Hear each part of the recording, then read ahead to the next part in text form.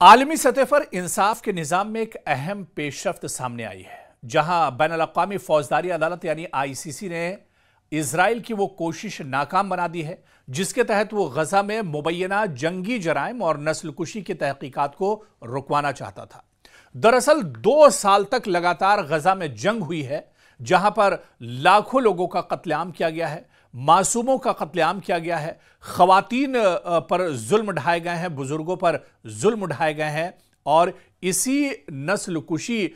کی جو تحقیقات ہو رہی ہے، جنگی جرائم کو لے کر جو تحقیقات ہو رہی ہے اسرائیل کے خلاف، دراصل اسرائیل اسے رکوانا چاہتا ہے۔ اسرائیل نہیں چاہتا ہے کہ وہ سچائی دنیا کے سامنے آئے اور دنیا یہ سمجھ سکے کہ کتنے بڑے پیمانے پر نسل کشی کی گئی ہے غزہ کے اندر، کتنے بڑے پیمانے پر خواتین اور بچوں اور بزرگوں کا خون بہایا گیا اسرائیل کے اندر، اور وہ نہیں چاہتا ہے کہ یہ رپورٹ سامنے آئے۔ اور اس فیصلے کو نہ صرف اسرائیل کے لیے ایک بڑا قانونی دھچکا قرار دیا جا رہا ہے، بلکہ اسے فلسطینی عوام کے لیے انصاف کی جدوجہد میں ایک اہم سنگ میل بھی سمجھا جا رہا ہے، کیونکہ اسرائیل ایک طرف چاہ رہا تھا کہ انٹرنیشنل عدالت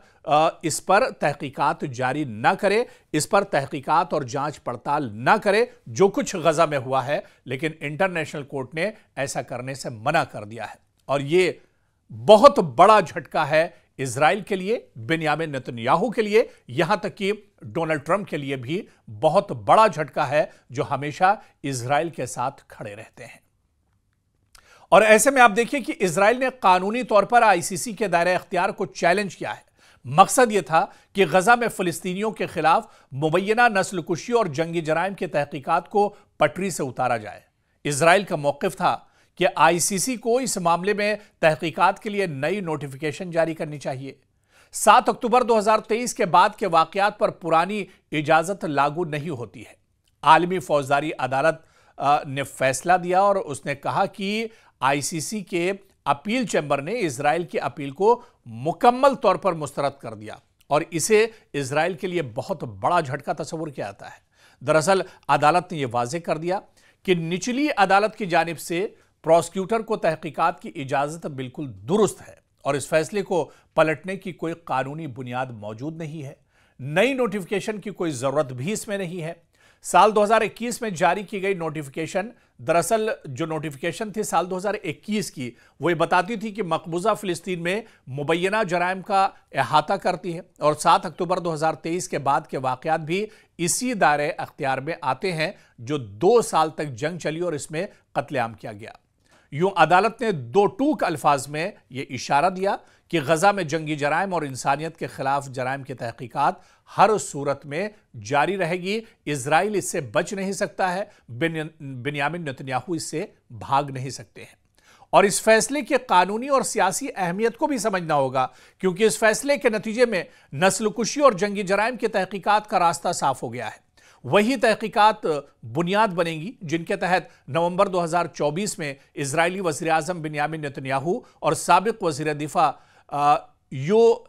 گیلنٹ کے خلاف جنگی جرائم اور انسانیت کے خلاف جرائم کے الزام میں گرفتاری کے وارنٹ جاری کیے گئے تھے۔ اگرچہ اسرائیل ان الزامات کی سختی سے تردید کرتا ہے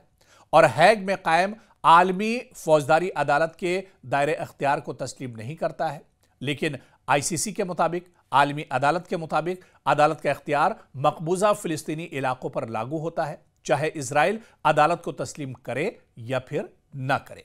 اور زمینی صورتحال کی بات کریں تو یہ فیصلہ ایسے وقت میں سامنے آیا ہے جب بظاہر جنگ بندی کے باوجود غزہ میں اسرائیلی جارحیت لگاتار جاری ہے، لگاتار خون خرابہ کر رہا ہے، ظلم کر رہا ہے اسرائیل غزہ کے اندر۔ اور اس کے علاوہ آپ دیکھیں کہ غزہ کی وزارت صحت کے مطابق سال 2025 11 اکتوبر کو جنگ بندی کے نفاذ کے بعد سے کم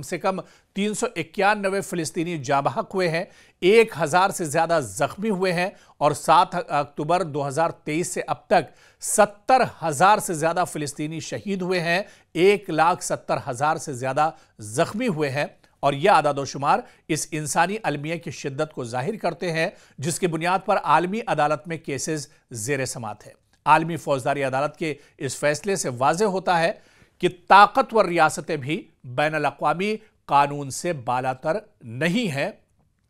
गजा में मुबैना जंगी जराइम पर एहतसाब का अमल जारी रहेगा और इजराइल की जानिब से कानूनी दबाव और रुकावटें डालने की कोशिश फिलहाल नाकाम हो चुकी है और ये इजराइल के लिए कहीं ना कहीं बहुत बड़ा झटका है। और अब दुनिया की नजरें इस बात पर हैं कि क्या आलमी बिरादरी आईसीसी के फैसलों पर अमल दरामद में किरदार अदा करेगी और क्या फिलिस्तीनी अवाम को आखिरकार इंसाफ मिल पाएगा। यह फैसला महज एक अदालती कार्रवाई नहीं बल्कि आलमी ज़मीर के इम्तिहान का एक और मरहला है। यानी कहीं ना कहीं अभी भी इजराइल कटघरे में खड़ा हुआ है और इजराइल को अपने गुनाहों का हिसाब देना होगा।